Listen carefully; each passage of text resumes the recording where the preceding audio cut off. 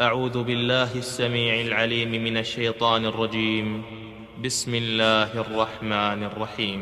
Rasulullah Shallallahu Alaihi Wasallam dahulu terbiasa untuk berkhutbah sambil bersandarkan dengan pokok kurma yang ada di Masjid Nabawi. Hingga suatu ketika jumlah kaum muslimin semakin banyak, maka orang yang di belakang tidak melihat Rasulullah Shallallahu Alaihi Wasallam, sehingga ada seseorang yang menawarkan kepada Rasulullah Shallallahu Alaihi Wasallam agar dibuatkan mimbar.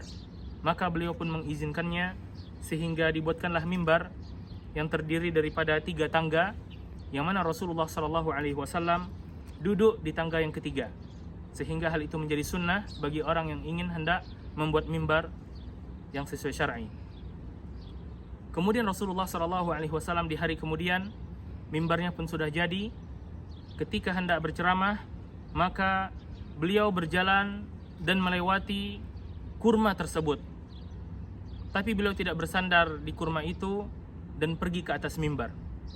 Maka ketika Rasulullah Shallallahu Alaihi Wasallam hendak memulai kajiannya, terdengarlah suara tangisan. Terdengar suara tangisan yang para sahabat ridwanullahi alaihim menyatakan bahwasannya suara tersebut ibarat suara anak unta yang dilepaskan dari induknya. Suaranya sangat meraung-raung karena sedih berpisah dengan Rasulullah Sallallahu Alaihi Wasallam. Karena punggungnya tidak lagi bersandarkan dengan kurma itu. Dia pun rindu dan sedih, ingin disandarkan kepada punggung Rasulullah Sallallahu Alaihi Wasallam.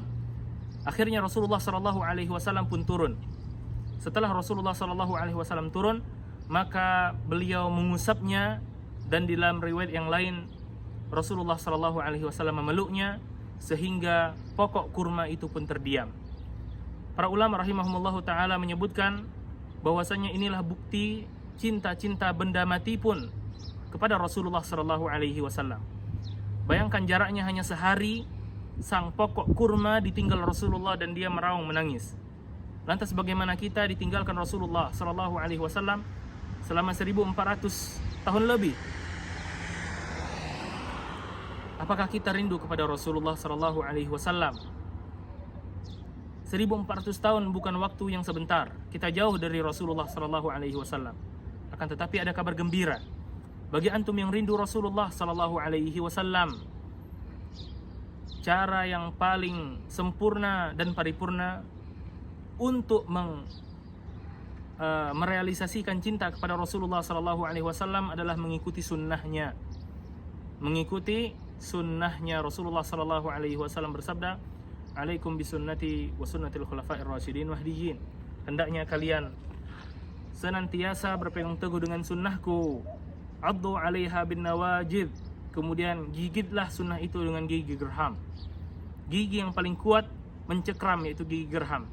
Artinya orang yang ingin bersunnah hendaknya dia harus kokoh dan tahan. Hendaknya dia harus solid dan kuat, bukan menjadi orang yang lembek dan tidak berprinsip. Ketika diterpa angin, dia harus kokoh ibarat pohon kurma. Akarnya begitu menghujam di tanah, sedangkan pokoknya begitu menjulang ke langit.